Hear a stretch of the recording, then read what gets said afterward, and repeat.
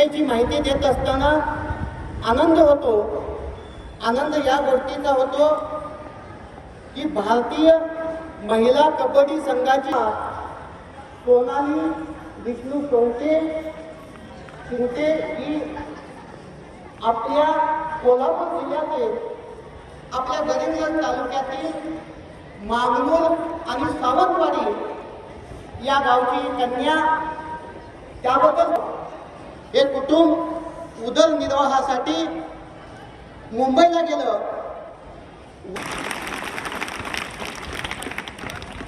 त्यानंतर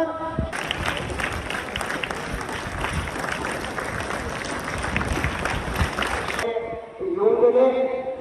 त्याचबरोबर या सोनालीच्या उत्कृष्ट कबड्डीतील योगदानामुळे तिला 2020 साली महाराष्ट्र. आयुष्यात एक गोष्ट नक्की करा की आपल्या आई वडिलांचा आदर आणि गुरुजनांचा मान. कारण की आई वडील हे आपल्याला जेव्हा आपण जन्माला येतो तेव्हापासून आपल्याला सगळं शिकवतात, म्हणजे चालायचं कसं, बोलायचं कसं. आणि गुरुजन आपल्याला ह्या आयुष्यात जी आयुष्य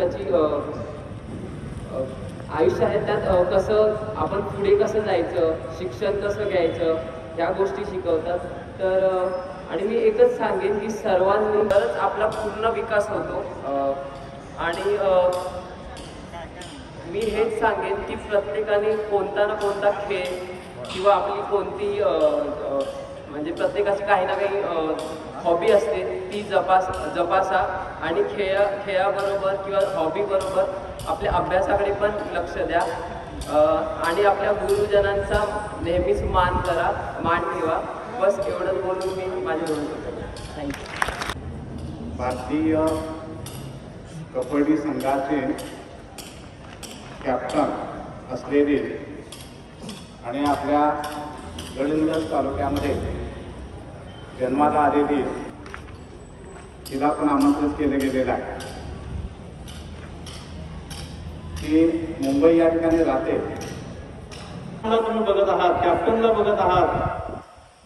मी सोनाली शिंदेंना सांगू इच्छितो की आमची ही जागृती ही खेळाडूंची खाण आहे आणि आमच्यातून सुद्धा शिवछत्रपती पुरस्कार विजेते खेळाडू घडलेले आहेत. करमळी गावची एकदम बेताची परिस्थिती असलेली विजयमाला पाटील ही सुद्धा आज रेल्वेमध्ये काम करते आणि ती सुद्धा शिवछत्रपती पुरस्कार विजेते आहे. म्हणजे आमच्या